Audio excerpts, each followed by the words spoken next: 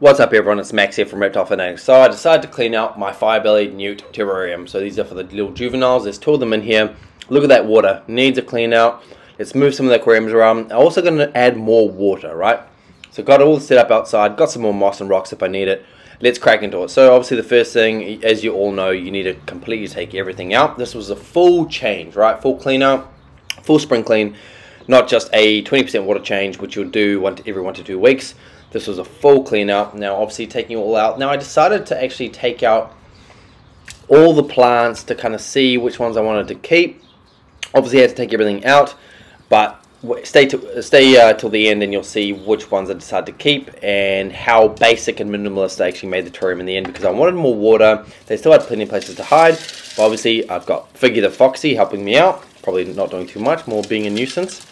But as you can see, the most important thing is you need fresh water, you need to clean it out, and multiple water rinses, right? Multiple, because there's sand and pebbles. You need to basically get to the point where the water's clear, lots of debris, lots of dirt, full water change, like I said, full clean out.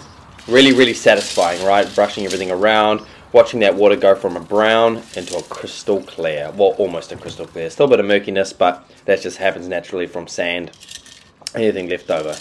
So as you can see here, obviously like and subscribe. I'm going to have to throw that in there.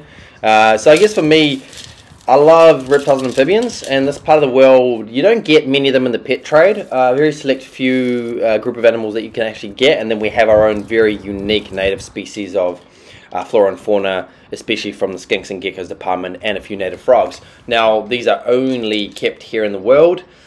So that's what makes New Zealand extremely unique, but we do get a small collection and handful of exotics that we can keep, which I think is quite cool. A lot of them over time have become banned. For example, red-eared turtles have now become banned to keep in Auckland area, as well as blue-tongued skinks, but you can still keep them in other parts of the country. Fire-bellied newts are still okay. I know that there was an outbreak of alpine newts in the Waihi area, I believe, like Coromandel Waihi area, but that was a few years ago now, and I'm pretty sure MPI got all of them out. So unfortunately we do get people that try to break the rules, obviously. But anyway, Japanese fire-bellied newts, we get two newt species here in New Zealand. You get the Chinese and the Japanese. Chinese are a lot smaller, Japanese are a lot larger. They're a lot more, their skin becomes a lot wartier when they get bigger, but they do get amazing blue purple coloration, especially the males when it comes to the breeding season. But as you can see guys, enough chit chatter. I've put in some more plants that I'd like to add. I've basically filled it up with a lot more water, and as you can see, this is the final terrarium. It's less bushy. I've added more moss. I've added a lot more water. I've put on a slant. Now I like terrariums for the juvenile newts because it's kind of perfect for them in regards to they get plenty of moisture, plenty of humidity in these terrariums. You can make it as decorative as you like, and super efficient in regards to space. Here's the two little guys I keep in here. It's the two Japanese fire-bellied newts. You can see why they're called fire-bellied newts. Look at those orange bellies.